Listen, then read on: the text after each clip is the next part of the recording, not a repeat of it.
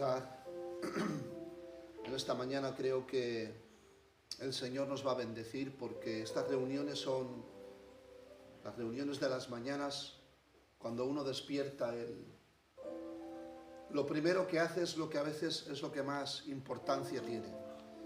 Y desde que estamos en el Señor, el primer pensamiento que nos viene a la mañana es Cristo, es el Señor, es el decir gracias por un nuevo día más y porque nos has guardado, Señor. Y yo creo que eso es suficiente como para vivir agradecido al Señor. Así que vamos a orar 5 minutitos y empezamos, amén, con algún estudio de la palabra del Señor, porque creo que si practicamos todo esto, hermanos, nos llevará el Señor a una vida más centrada, se puede decir, más centrada en el Señor, con más riqueza espiritual y sobre todo para caminar con confianza. De hecho, fe significa confianza. Así que vamos a tocar un poco el piano y a adorar al Señor, amén, en estos momentos. Gracias, Dios mío, tu presencia está aquí, tu gracia sostiene nuestros caminos, Dios mío. Presentamos esta mañana delante de tu altar, de tus propósitos, de tu bendición. Tú eres el Padre que nos atraes en pos de tu amor. En este día yo pido, ruego, en el nombre de Cristo, que bendigas a mis hermanos, todos los que han venido a congregarse a este estudio, Dios mío, de tu palabra bendita. Porque escudriñar tu palabra nos es la vida, y en ti encontramos, Dios mío, la llenura, la satisfacción de saber que no caminamos solos, caminamos de tu mano, caminamos, Dios mío, por medio de la fe, no por vista, sino por fe, porque creemos, Dios mío, que aún en este tiempo sostienes al justo. Creemos que aún en este tiempo de perversidad, de pecado, de maldad, de injusticias, de catástrofes, de todo lo que nos rodea, Dios mío, aún ahí tú estás presto, con tu mano eterna extendida para aquellos que eleven un clamor, y tú eres el que socorres a aquellos que te claman, porque escrito está, Señor. Clámame en el día de la angustia y yo te responderé. Gracias por las promesas que has dejado, por la gracia suprema que has puesto en nosotros de ser llamados hijos de Dios, porque en ti hay esperanza, porque en ti hay vida eterna, porque en ti, Señor, se encuentra el refugio de los justos. Tú defiendes la causa del justo y el derecho de los necesitados. Tú eres el que nos coronas de favores y de misericordias. Tú eres el que multiplica las fuerzas al que no tiene ningunas. Y podemos ir llevados de tu mano, Señor, por amor de tu nombre, en el nombre del Padre, del Hijo y del Espíritu Santo. Amén, Señor. Amén. Qué bien. Mi hermano Miguel va a estar orando también, en el nombre del Señor. Señor Jesús y Padre Celestial, te doy gracias, Dios mío, porque en esta mañana, Señor, tú nos permites congregarnos, Dios mío, para poder, Señor, coger más sabiduría, Dios mío, y poder entenderte más, Padre amado. Ruego, Dios mío, que en esta mañana tú nos abras nuestra mente, Dios mío, y nos dejes empaparnos, Dios mío, de tu preciosa y divina palabra, Señor. Ayúdanos a guardarla dentro de nuestro corazón, Dios mío. Ayuda a llevarla a cabo, Padre. Y ayúdanos, Señor, Dios mío, a entenderla, Padre. Amén, Señor. A nutrirnos más y más de ti, Padre. Porque, Señor, creo que la Biblia, Dios mío, es el manual de instrucciones que hace el cristiano. Amén. Por eso, Dios mío, nosotros queremos escudriñarla, Padre amado, y tener los pasos, Dios mío, que tenemos que andar siempre poniéndote a ti delante, Dios mío. Ayúdanos, Dios mío, a serte fieles, Dios mío. a sumergirnos cada vez más y más en tu Sí, presencia, Padre Espíritu amado. Santo, Te lo ruego, Dios invita mío. esta mañana, Mira a Señor. todos aquellos, Dios mío, que no hayan podido venir por Apóyate una en causa este o por lugar. otra, Padre. Sígueles bendiciéndoles, Para poder sígueles glorificar cuidándoles tu nombre, y sígueles guardándoles, Dios mío. Te ruego en esta mañana, Dios mío, que tu paz reine en nuestras mentes y en nuestras almas y que tu amor inunde nuestros corazones, Dios mío. Ayúdanos a ponerte a ti primero, Padre amado, y que todo lo que hagamos, Dios mío, sea para ti, Padre amado. Lo dejo todo presentado y en tus manos, en el nombre de Jesús. Amén. Amén. Gloria al Señor. Hermano Miguel, sigue orando, intercediendo. La gloria para ti, Padre bueno. Gracias, Dios mío, por tu amor y por tu cariño, Padre. Gracias, Jesús, porque nos permites, Dios mío, Señor, estar aquí reunidos, Señor, unánimes, para adorar, para bendecir, para ensalzar, para glorificar tu nombre, Señor. Qué bien Nos hemos nos haces, comprendido, Dios mío. Señor, a pesar de nuestra juventud, a pesar, Dios mío, Señor, de que, con todo respeto, hay placeres en el mundo, Dios mío, Señor, pero hemos renunciado a ellos, Señor, porque te amamos, Padre, porque hemos descubierto, Señor, que solamente en ti, Dios mío, Señor, está la capacidad, Dios mío, Señor, para ser feliz, Dios mío. Solamente bajo tus pies, Dios mío, Señor, es donde el hombre, Dios mío, puede habitar sin miedo, Señor, sin miedo a nada, Dios mío, Señor. Pues es cierto, Padre, que hay veces que vienen problemas, Señor, que nos tiran al suelo, Señor, que nos hundimos, Padre. Pero todavía no hay problema más grande que tú, Señor, papá. Tú eres el alfa, el omega, el principio y el fin, Dios mío, Señor. Hay veces, Señor, que pasamos procesos, Señor, pero son pruebas, Señor, son pruebas, Padre, para escudriñarnos como guerreros, Señor, para ponernos a cuentas contigo y para volvernos, Dios mío, dependientes a ti, Señor. Amén, Señor. Porque no hay nada peor, Señor, que le pueda pasar a una persona que estar independiente a ti y creer que fuera de ti puede vivir y ser feliz, Dios mío. Puede que sea feliz, pero es una falsa felicidad, Dios mío, es momentánea, es mundana, Dios mío, Señor.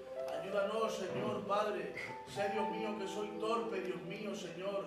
Y zopenco, Padre, que no valgo mucho, Señor. Pero te pido que pongas en mi boca, Dios mío, pecadora, Señor, las palabras adecuadas, Dios mío, Señor, para cuando salgamos a predicar tu palabra, Señor, para poder recuperar algún alma perdida, Señor, algún alma apartada, Señor.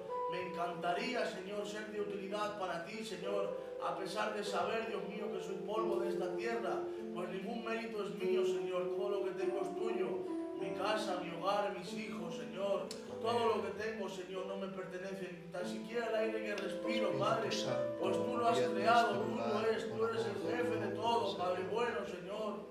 Gracias, Padre, perdóname si alguna vez, Señor, en algún momento de debilidad, de no poder más, te he dicho algo, Padre, Señor, indebido, no era mi intención, papica mío, sabes que me rindo a ti, Padre, que te he aceptado como mi Padre, como mi Salvador, Señor, y que quiero pasar mi eternidad contigo, Señor. Estoy más seguro que nunca, Padre, que si vinieses ahora mismo, Señor, me iba contigo, no me importa nada, Amén, Señor, porque te amo, porque he descubierto, Dios mío, Señor, que tú eres, Dios mío, Señor, mi vida, Señor, que eres mi Padre, Señor. Gracias por tu amor. Ahora yo te pido por esta reunión, Señor, para que tú vengas desde el cielo, Señor, mirándonos, Padre. Pues mira, Dios mío, venimos aquí, Señor, para agradarte, Dios mío, para ensalzarte, Padre, pues tú eres el alfa, Dios mío, Señor, y el omega, papá, por favor. Ven sobre nosotros, abre nuestras mentes, Señor, nuestros corazones, para poder aprender, Dios mío, Señor, para poder escudriñar esa palabra, para poder formarla dentro de nosotros, Señor. Porque, Dios mío, no se puede edificar a alguien si nosotros, Dios mío, no estamos fundamentados en la roca. Por eso te pido, Señor, que primeramente nos trates, Señor, que primeramente nos forjes, Dios mío, y nos formes para poder impartir tu palabra al necesitado, Señor. Por Amén, favor. Señor. Y cómo no, Dios mío, te pido por el pastor, Señor. Gracias. Te pido por él, Padre, para que tú, Dios mío, le des paciencia, Dios mío, del cielo con nosotros, para que tú le des esa lucidez, Dios mío, celestial, Señor, para que tú le des las palabras y los textos, Dios mío, acordes, Señor, para que junto contigo, Señor, formemos un equipo, Dios mío, un escuadrón de guerreros, Padre, para poder ayudarte, Señor. Sé que somos torpes, Dios mío, pero en tus manos, Dios mío, Señor, guiados por ti, Señor, los mudos hablan, los ciegos, Dios mío, ven, Dios mío, Señor. Por favor, papá, ayúdanos, Jesús, Dios mío, Te amamos de todo corazón, Dios mío, Señor, y venimos ante ti porque sabemos que tú eres el Maestro, Señor. Tú eres el Creador de los cielos y de la tierra, Señor. Tú eres, Dios mío, y antes de ser ya eras. Gracias. Aleluya, papá, vivo enamorado de ti, Señor. Amén, Señor. Te pido, papá, que jamás sea parte de mi vida, Señor, tu presencia. Que jamás sea parte de mi vida, Señor, tu amor, tu cariño, Señor, papá. Por favor, te lo ruego, Dios Amén, mío. Señor. Te pido, Señor, que cubra, Dios mío, Señor, mi vida, Dios mío, con tu sangre, Padre. Y sobre nosotros, Señor, sobre mis hermanos. Que levante el bañado espiritual sobre nosotros, Señor. Y que todo dardo del enemigo, Dios mío, sea, Dios mío, derrotado, Dios mío, Señor, de antemano. Por favor, todo cimiento, papá. Todo cimiento, Dios mío, que el enemigo quiera plantar en esta iglesia, Señor. Por favor, Jesús, de enemistad, Dios mío, de envidia, Señor, de rechazo. Sea, Dios mío, Señor, Sí, Señor. sea roto con el poder del Espíritu Santo, porque esta iglesia es cierto, Señor, que no somos muchos, Señor, ni venimos, Dios mío, Señor, a exhibirnos, sino que venimos a darte el amor a ti, Padre, la gloria, Señor, pues tú eres santo, Señor. Ayúdanos a amarnos unos a otros, Señor. Y si en algún momento, Dios mío, Señor, hay algún problema, hay alguna adversidad con el hermano, ayúdanos a hablarlo, Dios mío, Señor, con él. Dios mío, ayúdanos, Dios mío, Señor, a no guardar rencor, Dios mío, a no guardar nada, Padre, Señor. Llévate todo lo malo, Padre, por favor, Jesús. Ahora yo te presento esta reunión, Papa, para que tú tengas misericordia, Señor, para que tú nos ayudes a aprender, porque venimos con ganas de aprender, Dios mío, Señor. Queremos formarnos, Dios mío, como tus hijos, Dios mío, Señor. Queremos formarnos como guerreros, Padre, para que tú puedas contar con nosotros, Señor, para llevar un poquito de agua fresca a los necesitados, Señor. Gracias por mi casa, gracias por lo que tú estás haciendo en mi vida, Padre. En el nombre de Jesús. Amén. Amén. Alabado sea el Señor para siempre. Amén. Creo que, como dice la palabra del Señor, es mejor un día en sus atrios.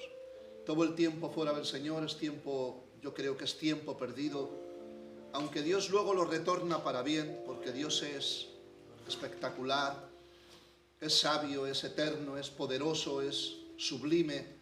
Y todo lo que hemos experimentado en el mundo, el Señor luego lo utiliza para bien.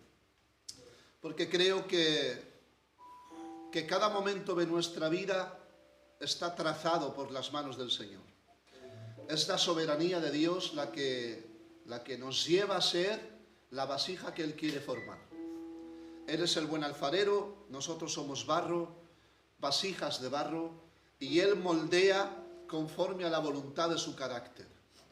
El carácter del Señor siempre va unido a formar en los hijos de Dios un carácter conforme al corazón de Cristo. De hecho, el propósito en la Biblia es crearnos a su imagen, hacernos más a su imagen. De hecho, desde el inicio nos creó a su imagen y semejanza, pero sabemos, hermanos, que cuando se introdujo el pecado, quiso estropear, por así decirlo, extrovertir y romper, ¿verdad?, esa conexión eterna con el hombre, hasta tal punto que se le está dando la espalda y no se le está reconociendo como Dios, como el creador del cielo y de la tierra. Bueno,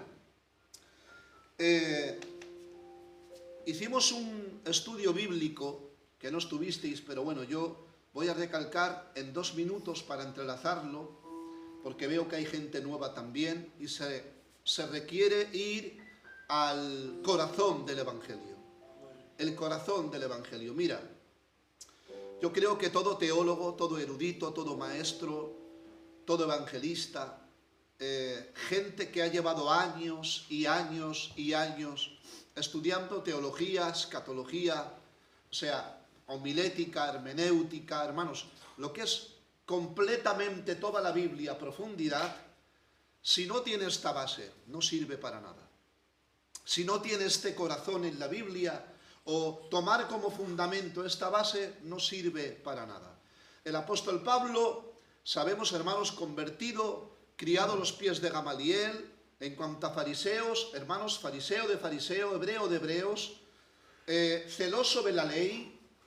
Gamaliel era un maestro, un rabino, hermanos, que era impresionante. Aquel que se criaba en la escuela de Gamaliel, es más, se requería tener dinero para poder estudiar en la escuela de Gamaliel. Era un rabino de la ley, exclusivamente de la ley, de la Torá, que es los primeros 5 libros de la Biblia: Génesis, Éxodo, Levítico, Números y Deuteronomio.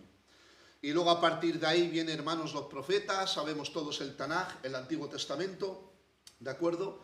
Y el apóstol Pablo tiene que decir que la base del fundamento del Evangelio es este: Cristo en nosotros. El que murió en la cruz, resucitó y fue a la diestra del Padre. O sea, el apóstol Pablo entendió que el Evangelio solo se basa en una causa: en que Cristo murió por nuestros pecados conforme al Evangelio, murió, amén, unido a lo que el hermano Miguel ayer habló, ¿verdad? Todo lo que pasó en el sacrificio del Señor, predestinado desde los tiempos, porque Cristo no fue crucificado en el Gólgota, entendedme, fue crucificado en la mente del Padre anticipadamente. Dice la Biblia, el Señor, el Padre, anticipadamente ya había sido sacrificado el Cordero, por lo cual creo con toda mi alma que es el corazón de la palabra de Dios. A alguien que viene al Evangelio se le presenta: Cristo murió, perdonó nuestro pecado, nos justificó y subió al Padre, y nosotros ahora podemos acercarnos al Padre. Bueno, viendo esto entrelazado, el otro día dijimos, o hace tiempo hablando de los estudios, que vamos a retomarlos de nuevo, y decíamos que toda la Biblia era inspirada por Dios. ¿Os acordáis? Toda la palabra es inspirada. La palabra inspirada significa soplada. Es decir, el propio aliento, el soplo de Dios es la palabra encarnada. El apóstol Juan lo presenta en el capítulo 1 diciendo: en el principio era el verbo. El verbo era con Dios y el verbo era Dios. La palabra verbo significa logos. Y en el logos, hermanos, ¿qué es el logos? Es el significativo, lo que le da el verbo a la palabra. ¿De acuerdo? Por lo cual, Cristo fue la palabra encarnada anticipadamente. De hecho, en Génesis, cuando se crea los cielos y la tierra, dice la Biblia que dijo el Señor: en el principio creó los cielos y la tierra, y dijo el Señor: hágase la luz. Cuando dice hágase la luz, en ese hágase era Cristo. ¿De acuerdo? Cuando decía créense la luz o los cielos, la tierra, en ese verbo era Cristo. ¿De acuerdo? O sea, cuando el Padre hablaba, el que creaba era Cristo. Por eso el libro de los Hebreos dice la Biblia que Él es la imagen del Dios invisible. Y dice la Biblia que todo ha sido creado por Él y para Él. Las cosas visibles e invisibles, lo que se ve y lo que no se ve. Por lo cual Cristo es el verbo encarnado. ¿Y para qué os explico todo esto? En el Antiguo Testamento, hermanos, desde el inicio, en Génesis vemos a Cristo. En Éxodo vemos a Cristo. En Levítico vemos a Cristo. En Números vemos a Cristo. En Deuteronomio vemos a Cristo. En los profetas vemos a Cristo. Toda la palabra, todo el antiguo pacto representaba la sombra que había de venir, que era Cristo. De hecho, cuando Él vino, se cumplió la profecía. En Él se cumplieron profecías, hermanos, miles de años atrás, y el Señor en Él las cumplió. De hecho, cuando Él vino, dice la Biblia, muchas de las veces, cuando Él obraba, y añade el verso diciendo, para que se cumpliese lo escrito dicho por el profeta. Como diciendo, cuando Cristo obraba, como Él era la palabra encarnada, aún su nacimiento tuvo profecía. O sea, desde el momento que nace, ya lo habían profetizado. Y tú, Belén Efrata de Judá, no será la más pequeña entre los príncipes de Judá, porque de ti saldrá un guiador que apacentará a su pueblo Israel. Es decir, desde el inicio, desde que nace, Cristo ya es profecía. ¿Qué es profecía? Profecía es cumplir, ay Dios mío, cumplir algo a futuro. Es decir, el Antiguo Testamento anunciaba que iba a acontecer algo en un futuro y en Cristo se cumplió la profecía. De hecho, el libro de Apocalipsis significa revelación. ¿Pero la revelación de qué? Dice la Biblia, revelación de Jesucristo. Donde vemos revelado a Jesucristo es en el libro de Apocalipsis. Allí Él se revela a sus siervos. De hecho, se reveló a su siervo Juan cuando estuvo en la isla de Patmos, pero dice la Biblia, se revela a sus siervos las cosas que han de acontecer. Esa profecía constantemente presente y palpable la vemos en toda la escritura desde Génesis a Apocalipsis. Pero en el libro de Apocalipsis, hermanos, que es la revelación, dice, ¿de quién? De Jesucristo. Jesús se revela en medio de toda la escritura. Por eso él dice, yo soy el principio y el fin, el alfa y el omega, principio y final, el primogénito, dice la Biblia. Por lo cual, entendiendo esto, si toda la palabra ha sido inspirada, significa soplada, significa que Dios desde el inicio ya había, hermanos, inspirado desde su mente en la eternidad un plan de salvación, un plan de redención, un plan desde el inicio. Y el motivo de todo esto, la causa de esto es Cristo Jesús. El Evangelio es Cristo Jesús en nosotros. De hecho, la palabra Jesucristo en sí es el Mesías, que significa el ungido. Y la palabra el ungido venía, el trasfondo que tiene es ungir con aceite. ¿De acuerdo? Cuando los judíos allí hablan de un Mesías, hablan de un ungido, habla exclusivamente como ungieron a David. Cuando el profeta Samuel unge a David, ungido del Señor, significa Mesías, ¿de acuerdo? La redoma de aceite y le da la autoridad para ser rey, ¿de acuerdo? Y para poder gobernar sobre la tierra, gobernar sobre la iglesia. Dicho esto, hermanos, comenzamos lo que Dios ha depositado en mi corazón. Hablemos de que en diferentes iglesias, denominaciones, habían hecho una separación, ¿te acuerdas?, del antiguo pacto al nuevo pacto. Sí, por supuesto, hay doctrinas que hay que dividirlas y separarlas, ¿de acuerdo? Ahora estamos en tiempo de gracia. De hecho, Dios Cristo siempre ha sido gracia.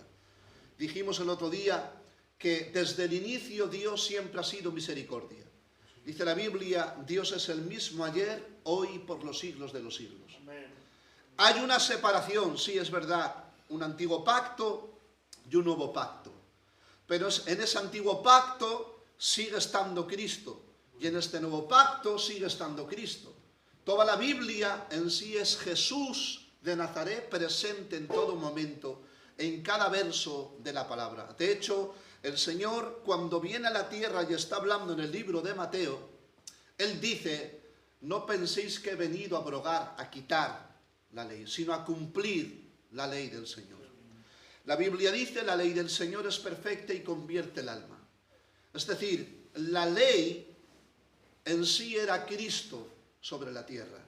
Ahora, todo esto, hermanos, se ha creado una controversia. ¿Os acordáis cuando dije la palabra antinomianismo? Significa antiley.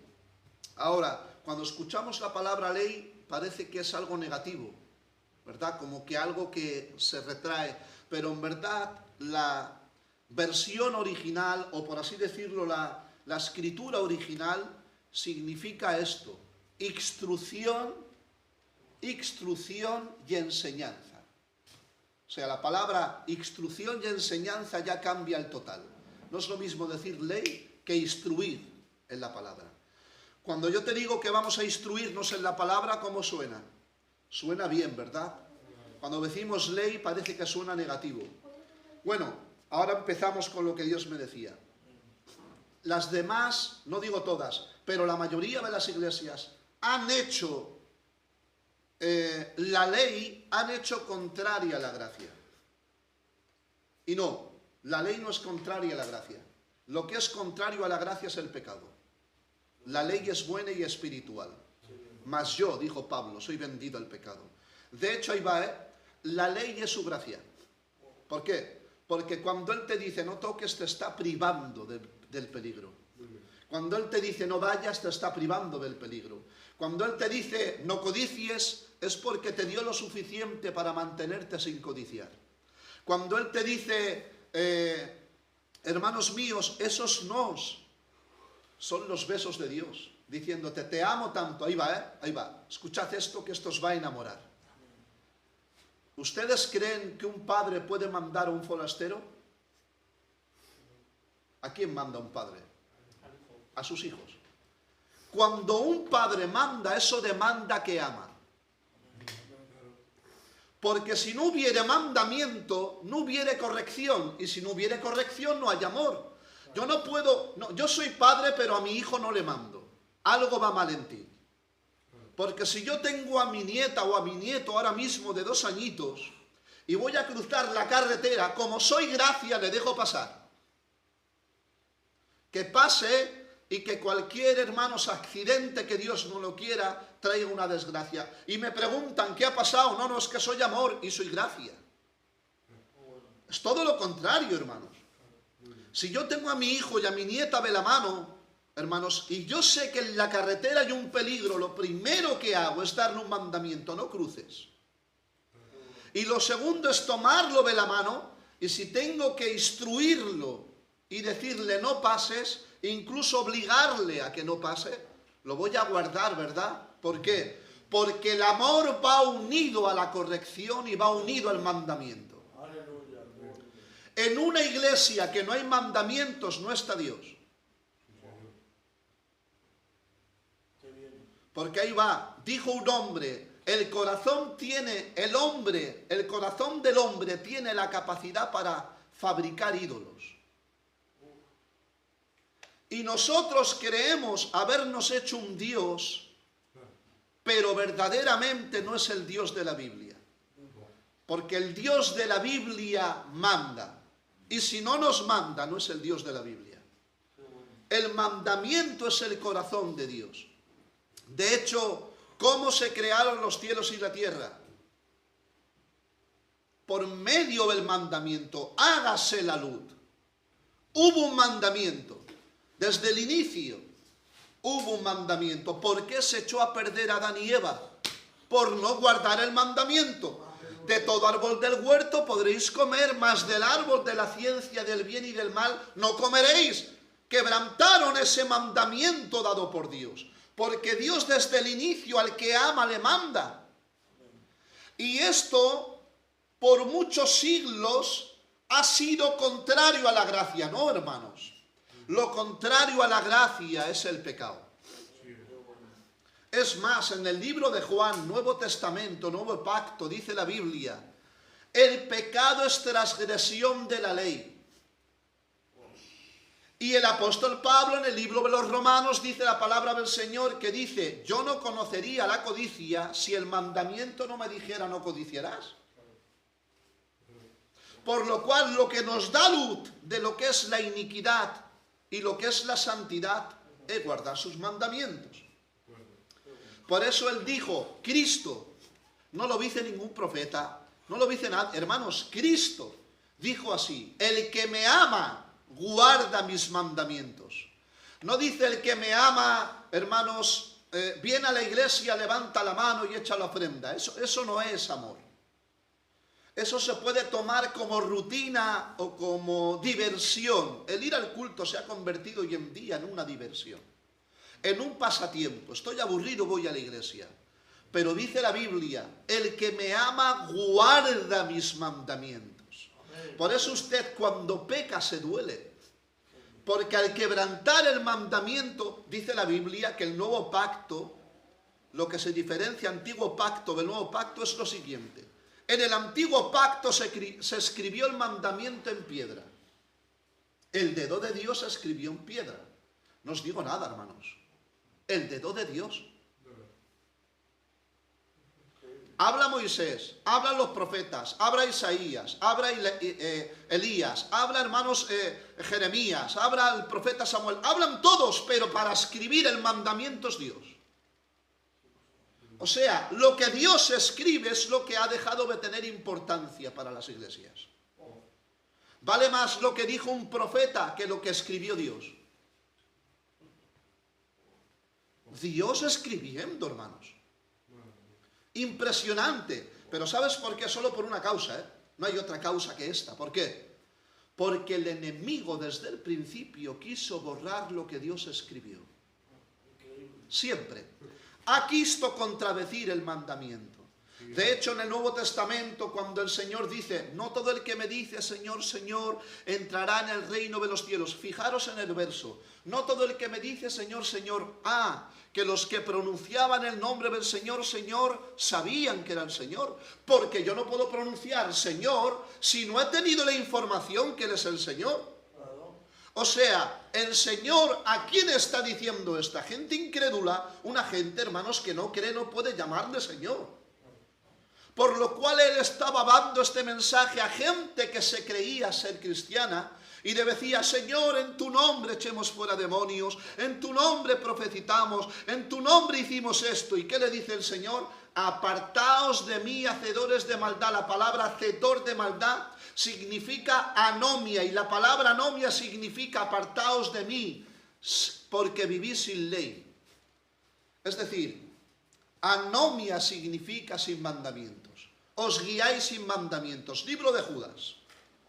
El hombre de doble ánimo es inconstante en todos sus caminos. Dice la Biblia que los sensuales existen, o mejor dicho, conviven en la iglesia. La palabra sensual significa que se llevan por el sentimiento. Son sensuales. Hoy siento por una alabanza y mañana le niego, porque no me rijo por el conocimiento, me rijo por sentimiento. Hoy vengo al culto, levanto la mano, hermanos, y parece ser que estoy ungido, pero luego le niego porque no me rijo por los mandamientos. Por eso, cuando nos regimos por el conocimiento y no por el sentimiento, somos un pueblo que sentimos tanto. Un pueblo, hermanos, que a nada, ¿qué digo yo? Por nada sentimos. Tenemos, ya lo llevamos dentro. Pero verdaderamente, el corazón de la Biblia, de hecho, Israel se perdió, dice la Biblia, porque le faltó conocimiento. Y miren, hermanos, qué locura. Israel estudiaban 8 horas al día. Vieron cómo el Señor abrió el mar. Vieron cómo descendía maná. Vieron, hermanos míos, la roca cuando salía agua de esa roca. Vieron, hermanos, los milagros, el Jordán dividirse. Impresionante. Y dice, les faltó conocimiento. O sea, se perdieron porque les faltó conocimiento. En 2 palabras, viendo no veían, oyendo no oían. ¿Por qué? ¿Por qué, hermanos? ¿Por qué? Muy sencillo, desde el inicio. ¿Por qué? Mira, el mar rojo dividido, pasan en tierra seca, el Jordán abierto, milagros por doquier, con mano poderosa los liberta de Egipto, con plagas, hermanos. El Señor defendiendo a su pueblo. Impresionante, y no lo veían. Se pierden. Y Dios me dijo, ¿sabes por qué se perdieron? Porque olvidaron lo fundamental. Vieron milagros, vieron mi gloria, vieron cómo yo hice con mano poderosa los liberté, pero se olvidaron de algo. ¿De qué, Señor? De mis mandamientos. En 2 palabras, en una iglesia pueden haber dones de sanidades y milagros. En una iglesia pueden haber dones de discernimiento de espíritu. Pueden haber dones, hermanos, de predicar, que son fieras. Pueden haber dones de todo, don de lenguas, don de interpretación de lenguas, un montón de dones, todos los dones, ¿vale? Paralíticos, levantarse, impresionante. Hermanos, el milagro que quieras. Dones del Señor por doquier. Pero si no hay mandamiento, esa iglesia se va a perder. ¿Por qué? Porque nos regimos por el sentimiento. Y el sentimiento, hermanos, el sentimiento, dice la Biblia, engañoso y perverso es el corazón del hombre más que todas las cosas. Yo creo que estoy en la verdad. Yo creo, claro, tú crees que estás en la verdad. Pero como dijo ayer el hermano Sebas, ¿y quién es la verdad? El Señor dijo, yo soy el camino. Ahí va, hay un camino, ¿eh? Yo soy el camino. O sea, hay un camino. No hay mi camino. Hay un camino que es Cristo. Y dice, yo soy el camino, ya la dice, la verdad y la vida. Y lo mejor de esto es impresionante. Y nadie va al Padre sino por mí. Si no es por Cristo, nadie va al Padre. Bueno, cuando el Señor dice, apartaos de mí, nunca os conocí, hacedores de maldad, en este verso, ¿qué dice? ¿Qué dice el Señor? Dice, porque no todo el que me dice, Señor, Señor, entrará en el reino de los cielos, y ahora dice, sino el que hace, ¿qué? La voluntad de ¿quién? De mi Padre, que está en los cielos. Hago una pregunta. ¿Qué es la voluntad del Padre? ¿Cuál era la voluntad del Padre? ¿En qué contexto dice Jesús, el que no hace la voluntad de mi Padre? Cuando Cristo estuvo en la tierra no había Nuevo Testamento, había Antiguo Testamento. Cuando los discípulos predican, no había Nuevo Testamento, había Antiguo Testamento. Luego, ¿cuál era hacer la voluntad del Padre para los hijos creyentes que nacían?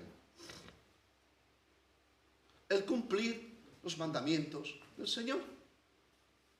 Mira, lo que se diferenciaba de una nación pagana a una nación, o la nación, o el pueblo de Cristo, ¿sabes en lo que se diferenciaba? En que uno tenía mandamientos y otro no. En dos palabras, el que vive el libertinaje no es pueblo. El que es iglesia tiene mandamientos de Dios. El que no es iglesia son extranjeros, no son hijos. ¿En qué se diferencia a una nación sin ley? ¿Os imagináis quitar la ley de las calles? No es que la ley es mala, cuidado. Porque ¿cuántos asesinos habrían?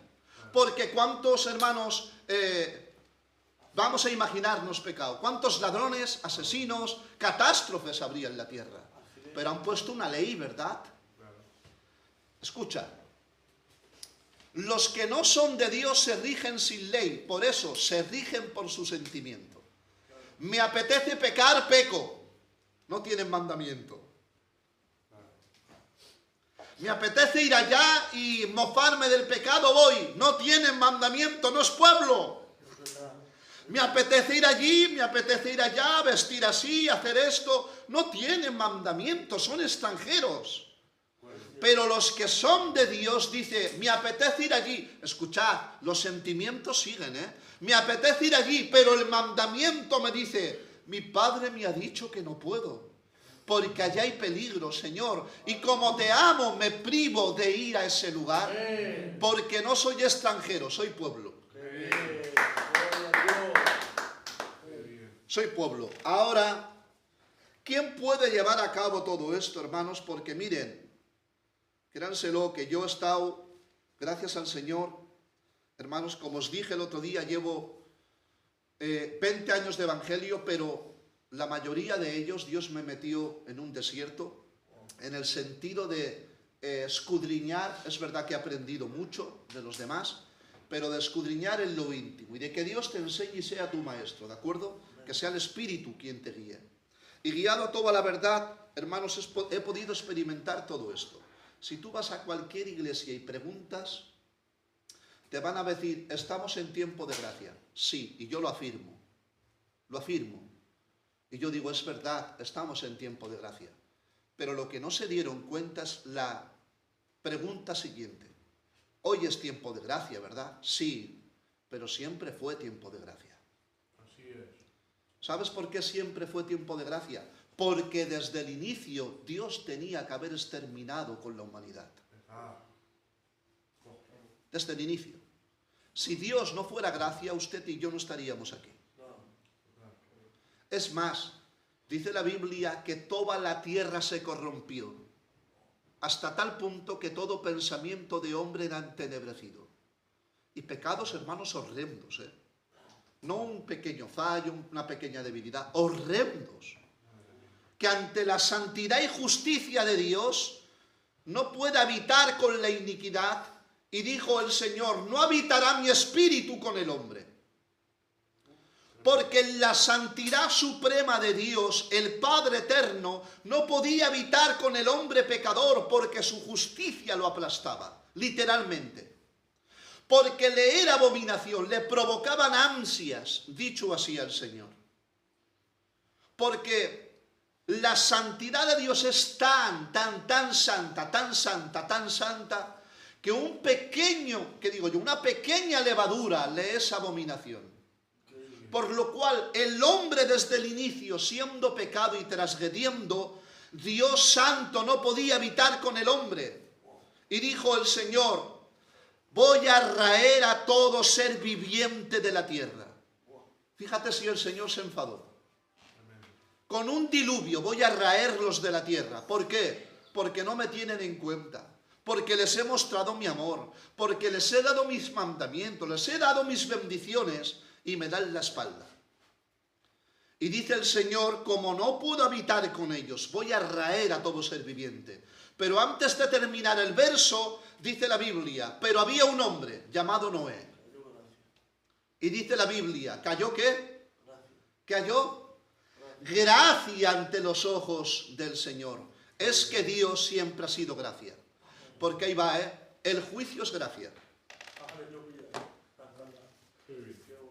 El juicio de Dios es gracia. ¿Por qué? Porque por medio del juicio de Dios, Dios siempre deja una puerta abierta. Siempre deja una puerta abierta. Antes de enjuiciar, deja una puerta de salida. Por eso dice la Biblia, escuchad, desde Génesis, imaginaros, desde Génesis a Apocalipsis, todo hombre de la tierra, todos ser vivientes, ¿cuántos seres humanos habrán habido en la tierra? Pues dice la Biblia, todo hombre tendrá que dar cuentas a Dios, uno por uno. Uno por uno. Desde el inicio de la creación del mundo. Uno por uno. Se parará delante del trono del Señor y dirá, te tengo que dar cuentas. Es más, la Biblia dice, y toda la rodilla, ahí va, de los que están, ¿quién? En el cielo, en la tierra, pero escuchar esto porque es impresionante, y debajo de la tierra. O sea, los que están en el infierno se van a doblegar, le van a reconocer como Dios. De hecho, ay Dios mío, de hecho, en el infierno no hay ateos. Todos creen. Hay ateos en la tierra, no creo, no hago. En la tierra sí hay ateos, pero en el infierno todos creen, no hay incrédulos. No hay incrédulos. ¿Por qué? Por supuesto, están en ese lugar. Entonces, toda la tierra se va a doblar ante los ojos del Señor. Y esto, hermanos, va unido a que Dios siempre mandó, pero el hombre siempre se alejó. Dice la Biblia, dice la palabra, hay un proverbio que dice, el que no atendió a mi voz. Ay, Dios mío, ese verso a mí me partió. El que no atendió a mi voz, dice la palabra, elevará el clamor y yo tampoco lo oiré. Qué miedo, hermanos. Yo tampoco lo oiré. Ahora bien, dicho todo esto, ¿vale? Porque hemos conectado las doctrinas que están por ahí, hermanos, haciendo separación, y a mí me duele, es que a mí me duele. El apóstol Pablo le dijo a Timoteo, sufre la sana doctrina. ¿Sabes qué es sufrir la sana doctrina? Sufre la sana doctrina, no la doctrina predicada, que sí, creída, que sí, por supuesto. Dice la Biblia, hermanos, conforme pensamos somos. Por lo cual, instruirnos en la palabra es el fundamento de caminar. Porque no se puede caminar si no arrojamos luz a algo. Voy a poner un breve, sencillo ejemplo. El hermano Sebas.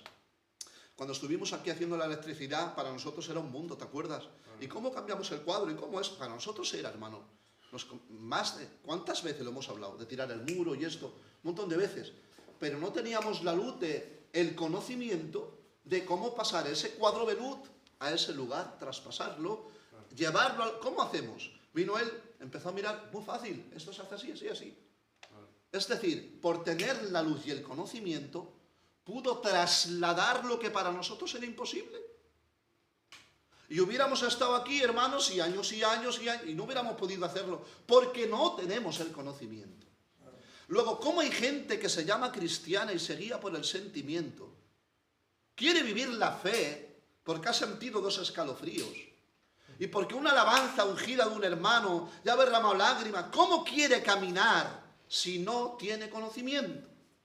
Cuando sé que la palabra del Señor es lo que nos instruye. Es esto, la Biblia. ¿Y qué pasa? Que cuando nos guiamos, vuelvo a repetir, por el sentimiento, olvidamos el mandamiento. Y ese mandamiento es tu salvación. El mandamiento es mi salvación. Y ahí va. ¿Por qué en este tiempo el enemigo ha apaciguado o ha quitado el mandamiento de las iglesias? Uno, porque la gente ha recibido al Señor como amigo,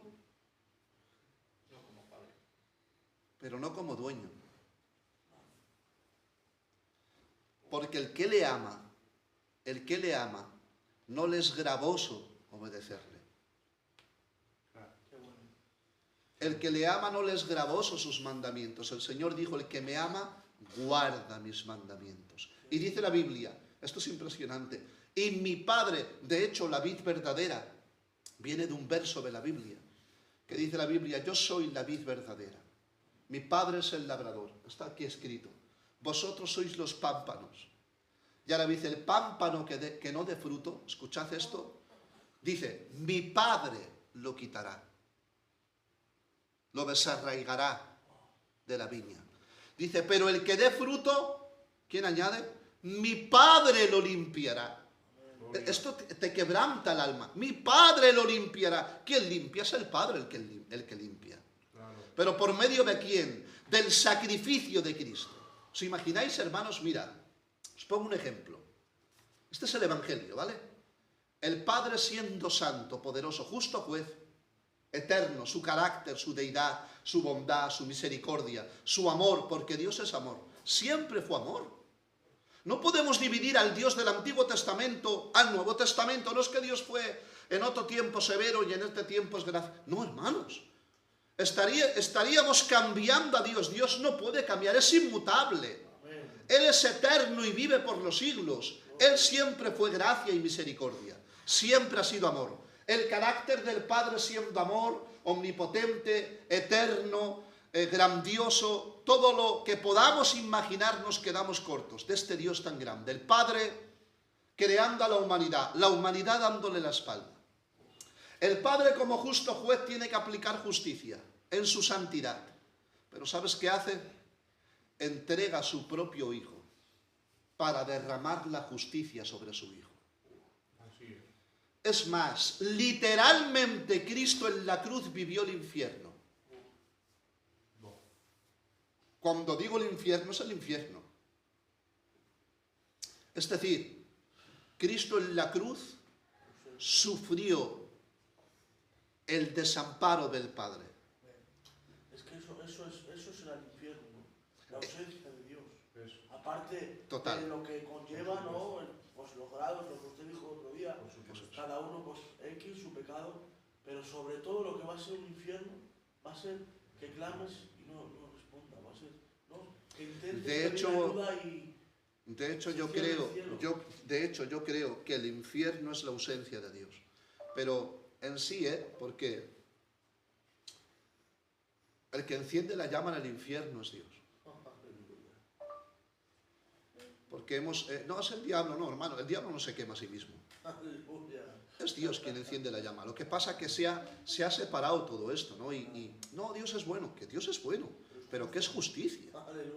Por eso no hay que temer al diablo, hay que temer a Dios. Es que el mismo león que te defiende te puede atacar también. Eso es. El mismo león, eso es. O el mismo cordero que perdonas, el mismo león que enjuicia. Entonces esto se ha dividido en las iglesias, ¿no? Por eso dice la Biblia, una casa dividida entre sí no permanece. Por lo cual el enemigo no se va a echar fuego así, no se va a quemar a sí mismo. Por eso cuando ve a Cristo dice, ¿por qué viene antes de tiempo a atormentarnos? ¿Quién es el que le atormentaba? El que perdonaba pecados. ¿Quién atormentaba al enemigo? El que levantaba paralíticos, el mismo que perdonaba, era el que atormentaba al enemigo.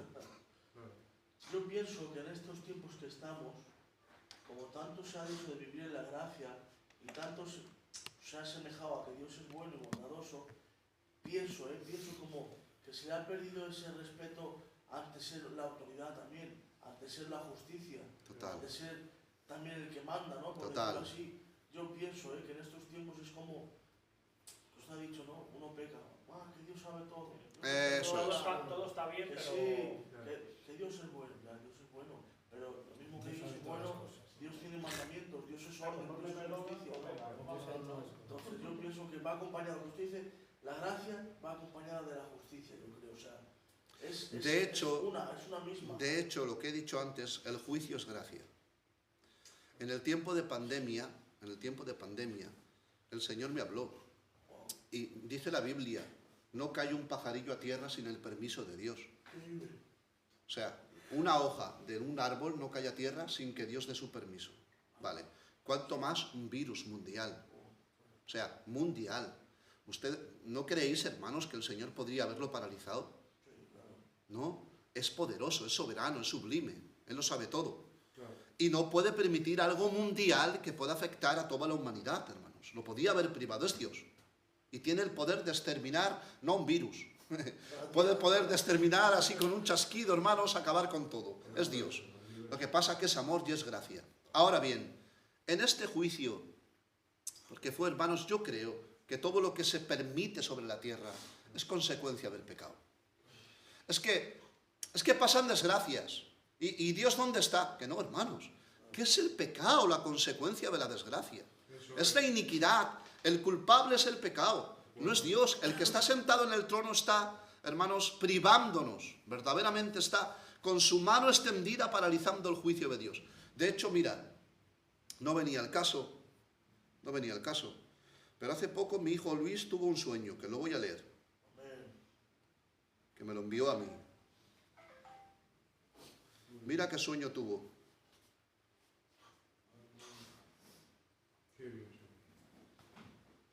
Por eso digo que a veces el juicio de Dios es la misericordia de Dios.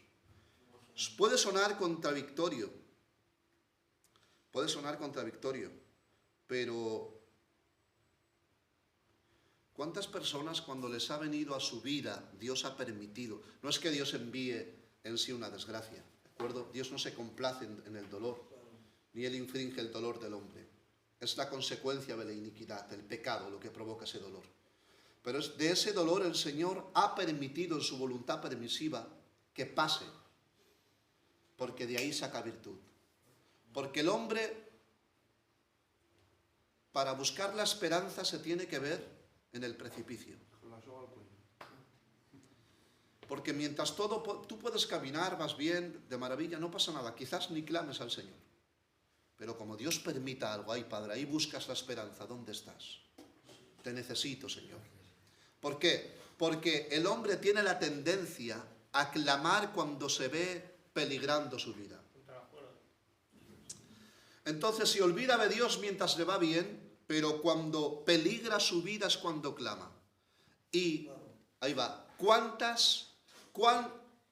útiles le son a Dios las desgracias? ¿Cuán útiles le son a Dios los problemas? ¿Cuán útiles le son a Dios, hermanos, lo que para nosotros es un problemón? Para Dios es decir, ahora puedo trabajar. Ahí te quería yo. Como ¿os acordáis, hermanos? Aquí los ladrillos tirados. Y el Señor me dijo, de ahí te quería. Porque de esos ladrillos yo ahora tomo y hago piedras vivas para el templo de mi Padre. Pero antes te tienes que haber visto entre ladrillos. Porque el que se ve, hermanos, en un edificio suntuoso, yo no necesito al Señor. Me va bien en la tierra. Tengo salud, tengo dinero, tengo esto, tengo amistad. Yo no necesito. Más adelante, ya me arrepentiré, más adelante. Y esa es la excusa del hombre. Porque se cree tan fuerte por sí mismo, tan independiente de Dios, que no piensa que le va a venir el infortunio a su vida. Porque esto es un momento. De la noche a la mañana te cambia la vida, en una noticia. ¡Pum! Ha venido y ha venido. Y Dios tiene que permitir en su voluntad permisiva ese momento donde te rompe, te derriba para construirte. Donde te tiene que romper para que ahora sí te rindas. Por eso yo creo que es mejor servirle estando bien, hermanos, darle la gloria, porque momentos malos llegarán. Pero siempre hay que servirle en las buenas y en las malas. Bueno, mi hijo me comentó y de repente, bueno, me contó este sueño. Suele tener algún sueño y sobre todo cuando ora y está bien en el Señor, y me lo contó. Y fíjate, y me decía él, estaba en la calle con una persona a mi lado y que me enseñaba los sitios más pobres del mundo. Me enseñaba la maldad que hay en la tierra. Y de un momento para otro empezó a llover piedras del cielo. Y todo el mundo buscaba refugio. O sea, ¿os dais de cuenta, hermanos? O sea, cuando caía piedras del cielo buscaban refugio. Y todo el mundo buscaba refugio. Llorando. Destruía todo el mundo. Era mucha gente ver eso y de repente la persona que estaba a mi lado desaparece. Y aparece un rostro en el cielo, como el de una persona muy grande, y se le caían lágrimas. Y se escuchó una voz desde el cielo impresionante que decía: hasta que no os pongáis de acuerdo, no voy a parar esto. Y nadie entendía qué tenía que hacer. Y yo me puse de rodillas, orando quebrantado, y vi cómo el mundo hacía lo mismo que yo. Y nos inclinemos ante él, y orando y pidiendo perdón, y cuando no faltó nadie en el mundo que le pidiera perdón, no cesó las cosas que estaban pasando en la tierra. Y cuando se paró la catástrofe, desapareció el rostro que había en el cielo. Y escuché una voz que decía: yo vengo pronto. Y me he despertado. Este sueño me contó. Va unido a todo esto, ¿no? Lo he contado porque, fíjate, Dios siendo un Dios bueno, tuvo que permitir aparentemente esa catástrofe para que todo el mundo se arrodillara. Por la consecuencia del pecado del mal. Eso es, por la consecuencia de la iniquidad. De hecho, el Señor dice la Biblia que juzgará a las naciones con vara de hierro. Esto es muy largo, hermanos, llevamos 57 minutos. Y aún no he entrado a lo que tenía y aún no he entrado. Así que hay que venir más pronto otro día, ¿eh? Sí. Que lo digan las A las 8 para que lleguéis a las 10. Vaya. Joder, qué bien. Pues yo creo que hay mucho, hermanos, por compartir. Y yo creo que más que un estudio ha sido como una información, no sé qué se le podría llamar. Pero sí es bueno que antes de comenzar los estudios, que de hecho, mira, lo tenía aquí, que iba a hablar sobre la regeneración, el nuevo nacimiento, y hablando sobre esto porque yo sé que es la base, ¿no?, del Evangelio, el nuevo nacimiento. Y se basa en esto, en tener a Cristo entre nosotros, ¿no? La regeneración. Esta palabra regeneración significa en sí nuevo nacimiento, nueva criatura. Porque el que está en Cristo Jesús, dice la Biblia, nueva criatura es. Las cosas viejas pasaron. Y ahora dice, todas son hechas nuevas, no unas pocas, todas. Dios renueva tu amistad. Dios renueva, hermanos, tus compañías. Renueva tu hablar. Lo renueva todo. Somos nuevas criaturas en Cristo Jesús. Ayer terminamos ya, porque yo creo que llevamos una hora, ¿de acuerdo? Pero retornamos para el próximo domingo y es bueno toda esta información para que ahora ya sí vayamos con base, ¿de acuerdo? A entender, porque todo esto enriquece, hermanos, todo está, al fin y al cabo ha sido estudio porque es palabra de Dios, ¿no? Y enriquece porque cada uno empieza a abrazar conceptos bíblicos, ¿de acuerdo? Dios nos ama y en ese amor a veces conlleva disciplina. Dice el libro de los Hebreos, al que Dios ama disciplina. Y el que soporta la disciplina es hijo y el que no la soporta es extranjero, o forastero o bastardo, dice la Biblia. Por lo cual, ese mandamiento, abrázalo. Dice la Biblia, ata estos mandamientos a tu cuello y guárdalos en la tabla de tu corazón. Búscalos más que el oro y la plata. Hermanos, más que el oro y la plata. ¿Qué es lo que más sobreabunda en este mundo? O lo que más ama al hombre, el materialismo. El oro y la plata, el tener, el aumentar. Dice, pues tú que eres hijo, ama más mis mandamientos que el oro y la plata. porque eso te salvará la vida. Y luego tendrás 20 euros en el bolsillo y serás feliz. ¿Por qué? Porque la felicidad no radica en tener, sino en restar. En restar de nosotros. El hombre es más feliz cuanto más resta de él. Yo esto lo aprendí hace poco. Yo pensaba que ser feliz era añadir. Y Dios me dijo, no, ser feliz es restar. ¿Por qué? Porque cuando quites lo que verdaderamente te estorba, vivirás más feliz. No es que necesito vacaciones, tú no necesitas vacaciones. No es que necesito un yate, tú no necesitas un yate. No es que necesito un chalet, no necesitas un chalet. Necesitas mi presencia. Aleluya. Necesitas guardar mis mandamientos. Que luego viene lo otro, es un añadido. Gloria al Señor. ¿A quién le amarga un dulce? Es mejor caminar en un Mercedes que en un Seat Panda, sí, vale. Pero los dos me llevan al mismo lugar y Dios en mi corazón. Porque la riqueza es tener a Cristo en el corazón. Y cuando tú restas, voy a quitar de mí, Señor, esto que me estorba. Mira, o voy a sacrificarte esto, ¿qué? Te voy a dedicar media horita de rodillas. Y estás sacrificando para Dios media horita de rodillas. Y estás quitando de tu tiempo, de tu compañía, de tu trabajo, de tus amistades. Este rato es para mi Padre. Esto es para ti, Señor. Y cuando vas creciendo en entregarle a Él tu tiempo, tu vida, el no mezclarte en ciertos lugares, el no andar con personas que blasfeman su nombre, y tú te tienes que alejar de ese lugar por amor a Él. No porque esto sea, hermanos míos, mejor dicho, un legalismo cumplido. Yo no voy con ese. Esto no es legalismo, esto es evangelio.